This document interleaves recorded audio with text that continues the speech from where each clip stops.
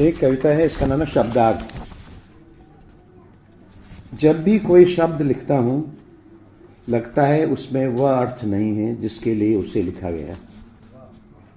एक कागज़ पर पेड़ लिखता हूँ तो यकीन नहीं होता कि उसे पेड़ ही समझा जाएगा या उसके भीतर पत्तों से भरा हुआ कोई हरा आकार दिखाई देगा। भीतर घुमड़ती हुई एक चीख को आकार देना चाहता हूँ।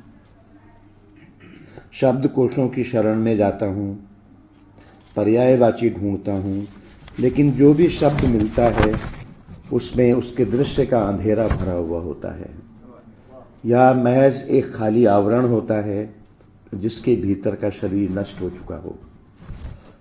किसी को पुकारना चाहता हूँ तो उसके शब्द पहले ही राख की तरह गिरने लगते हैं। बार बार दोहराता हूँ, यह वह शब्द नहीं है जिसमें उसका अर्थ था, यह अर्थ वह नहीं है जो उसका शब्द था। कुछ ही शब्द हैं जिनके अर्थ बचे रह गए हैं। भय अब और भी भय है, आतंक और ज्यादा आतंक। देखते ही देखते शब्दों को छोड़कर चले गए उनके अर्थ किसी विपरीत दिशा में। हमारे समय के आतताई उन्हें कहीं दूसरी तरफ हाँक कर ले गए।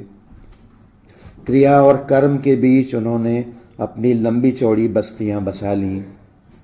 प्रेम अब सिर्फ एक शब्द है जिसके भीतर प्रेम करते हुए लोग नहीं दिखते।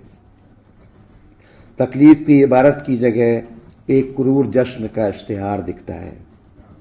जब कोई ताकतवर एक नई सुबह का जिक्र करता है तो मुमकिन है अंधेरा घिर रहा हो सकता है वह जो मनुष्य के तौर पर जाना जाता है लंबे समय से मनुष्य नहीं रह गया हो।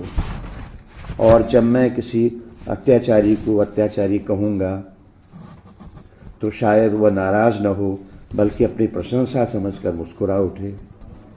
एक दिन मैंने एक ताकतवर आदमी के सामने मनुष्यता का जिक्र किया तो उसने चिढ़कर कहा, तमाम लोग अपने अपने काम में लगे हैं लेकिन सिर्फ आप हैं जो मनुष्यता करते रहते हैं।